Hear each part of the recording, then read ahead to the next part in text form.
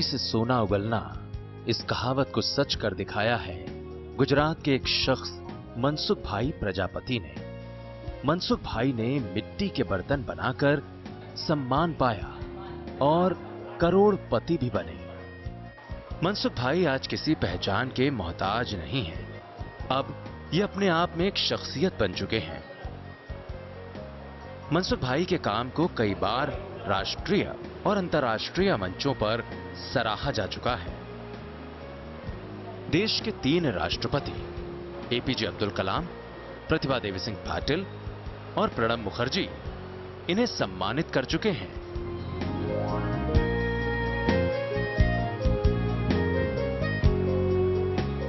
साल 2010 में गुजरात के तत्कालीन मुख्यमंत्री नरेंद्र मोदी ने भी मनसुख भाई के काम को देखकर इनकी हौसला अफजाई की। जी तोड़ मेहनत और लगन के दम पर आज मनसुख भाई प्रजापति आम से खास बन चुके हैं। तो इन्होंने मतलब ये अपना गाय के गोबर से, वांकानेर की मिट्टी से, लोकल जितने भी रिसोर्सेज थे उनको सही तरह से इस्तेमाल करके उसको अपने लाइवलीहुड के लिए और ज़्यादा इस आर्ट को प्रमोशन मिले, ज़्यादा से ज़्यादा लोग प्रजापति लोग हैं इसके साथ जुड़े और अपना जीवन निर्वाह करने में इस आर्ट की मदद ले, ऐसा इन्होंने अपने जीवन भर प्रयत्न किया है। गवर्नमेंट ने उनको सराहा है, बहुत सारे नेशनल इंटरनेशनल अवार्ड्स इनको मिले हैं। आज मनसुख भाई के पास सब कुछ है। अपना कारखाना है, शानदार ऑफिस है और आलीशान मकान, जिसमें ये अपने परिवार के साथ खुशी से रहते हैं। लेकिन आज से 20 साल पहले मनसुख भाई की स्थिति ऐसी नहीं थी। एक बेहद गरीब परिवार में जन्मे मनसुख भाई के पास सर ढांकने के लिए एक छोटी सी झोपड़ी भी नहीं थी और कमाने के लिए एक चाक। इस चाक पर कभी इनके दादा तो कभी पिता मिट्टी के बर्तन बनाते थे। यही इनका पुश्तैनी काम था। बदलते दौर के साथ मिट्टी के बर्तनों का इस्तेमाल कम होने लगा, जिसका सबसे ज्यादा असर मिट्टी के बर्तन बनाने वाले कामगारों पर पड़ा।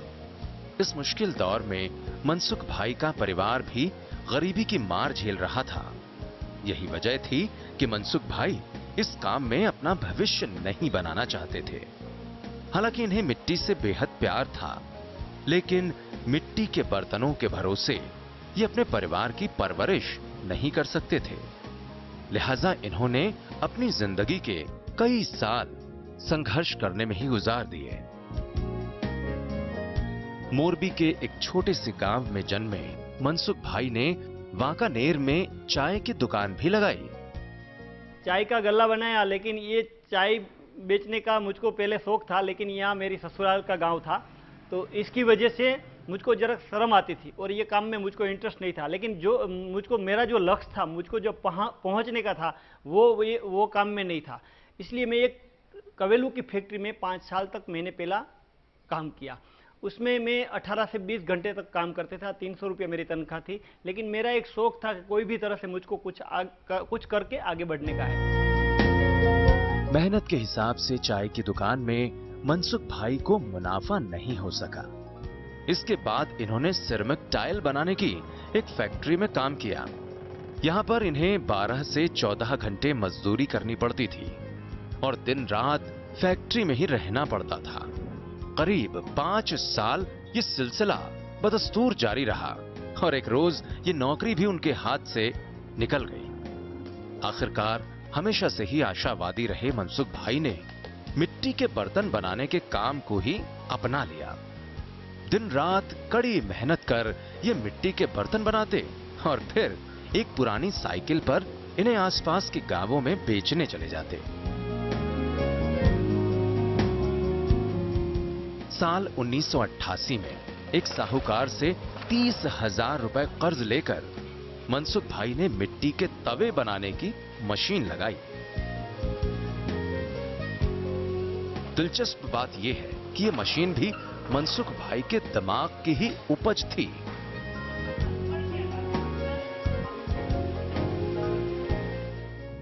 थोड़ा थोड़ा थोड़ा करके 100 तवा बनाते थे, फिर 150 बनाया, फिर 2 आदमी को काम पे रखा, फिर 500 बनाया, फिर थोड़ा पैसा बचा तो थोड़ा ज़मीन ले लिया और एक शेड बनाया, फिर छोटी फैक्ट्री बनाया।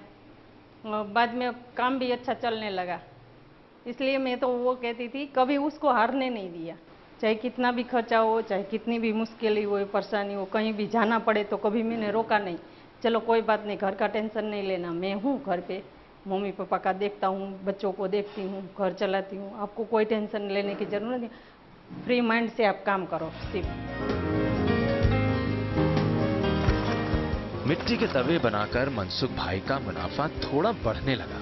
इनके तवे की डिमांड शहरों में बढ़ने लगी।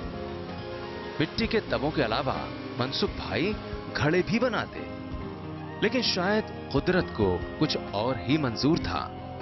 गुजरात में आए भूकंप ने इनका सब कुछ तहस नहस कर दिया। खून पसीने की मेहनत से बनाए इनके सारे घड़े टूट गए। 2001 में 26 जनवरी के दिन गुजरात में भूकंप आया। भूकंप की वजह से सारे मटके टूट गया। तो कोई अखबार वाले ने लिखा कि गरीबों का फ्रिज टूट गया। तो दिमाग में आइडिया आया कि ये मेरे मटका को उसने गरीबों का फ्रिज बोला है। सोचा मैंने थोड़ी देर के लिए कि गरीबों के लिए मटका ही फ्रिज होता है, तो सही में क्यों मैं मिट्टी का ऐसा फ्रिज नहीं बना सकता हूँ। फ्रिज बनाने का आइडिया आया, लेकिन थोड़े दिन के बाद वो भूकंप की वजह से थोड़ा वेर विखेर था, लेकिन आइडिया मगज में घुस गया, सब सेटिंग हो गया थोड़ा सा रहने का, बिजनेस का, तो मैंने फ्रिज बनाने का स्टार्ट किया। बार बार प्रयोगों में फेल होने के बाद एक रोज सफलता का दिन भी आ गया।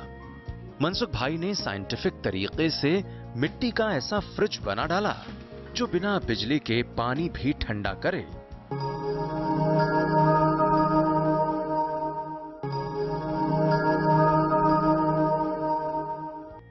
भूकंप के बाद एक अखबार ने सुर्खियों में छापा कि भूकंप में गरीबों के फ्रिज टूटे।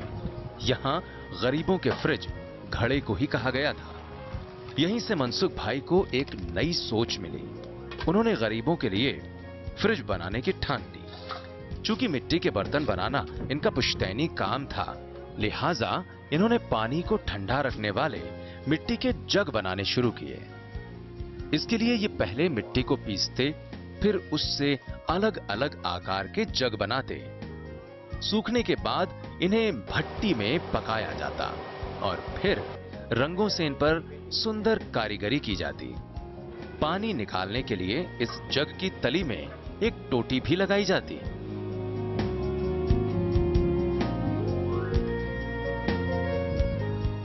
आम घड़े की तुलना में ये इको फ्रेंडली यानी पर्यावरण के हिसाब से अनुकूल मटका कहीं ज्यादा सुंदर, टिकाऊ और सुविधाजनक था। जग की तर्ज पर इन्होंने पानी को साफ करने वाले मिट्टी के फिल्टर भी बनाए जो 1 माइक्रोन तक पानी को प्यूरिफाई कर सके। ये वाटर फिल्टर सभी साइंटिफिक पैमानों पर खरे उतरे और लोगों को भी खूब पसंद आए। मैंने सोचा गांव वालों के लिए, छोटे लोग होता है उसके पास आरओ प्लांट लेने का पैसा नहीं होता है, तो गरीबों के लिए मैं ऐसा ये छोटे लोगों के लिए भी ऐसा मिट्टी का फिल्टर क्यों नहीं बनाऊं। क्योंकि बाजार में जाते हैं तो 4-5 हज़ार का वो फिल्टर आता है, इसकी बदली में ये सिर्फ 100 रुपये में, 150 रुपये में ऐसा फिल्टर क्यों नहीं बनाऊं।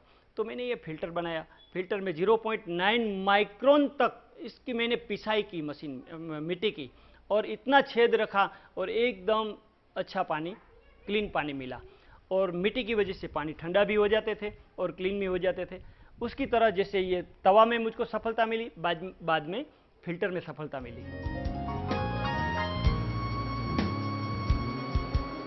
पहली कामयाबी से मनसुख भाई के हौसलों को नई ताकत मिली। नए जोश और नई ऊर्जा के साथ उन्होंने कुछ और नए प्रयोग करने की ठानी। मनसुख भाई को जिस कामयाबी का इंतजार था वो अभी इनकी पहुंच से थोड़ी दूर थी। इनका मिशन तो कुछ और ही था। गरीबों के लिए मिट्टी से बना फ्रिज बनाने के लिए इन्होंने खूब मेहनत की। इन प्रयासों में खूब पैसा भी खर्च हुआ, और नुकसान तो इतना हुआ कि मनसुख भाई की सारी कमाई इन्हीं प्रयोगों में चली जाती। ऊपर से जो कर्ज इन्होंने लिया था उसका ब्याज भी बढ़ता जा रहा था। एक वक्त ऐसा आया जब कर्ज के बोझ तले दबकर इन्हें अपना मकान तक गिरवी रखना पड़ा। लेकिन मनसुख भाई ने हार नहीं मानी, ये प्रयोग करते रहे। मनसुख भाई कंगाल होने की कगार पर पहुंच गए। ऐसे मुश्किल भरे दौर में IIM अहमदाबाद ने 2 लाख रुपए देकर इनकी मदद की। सबसे महत्वपूर्ण इनका ये रहा है कि वो बहुत छोटे आदमी थे। इनको पैसों की कमी थी, रिसोर्सेज की कमी थी, लेकिन सबसे बड़ा जो उनका हौसला था वो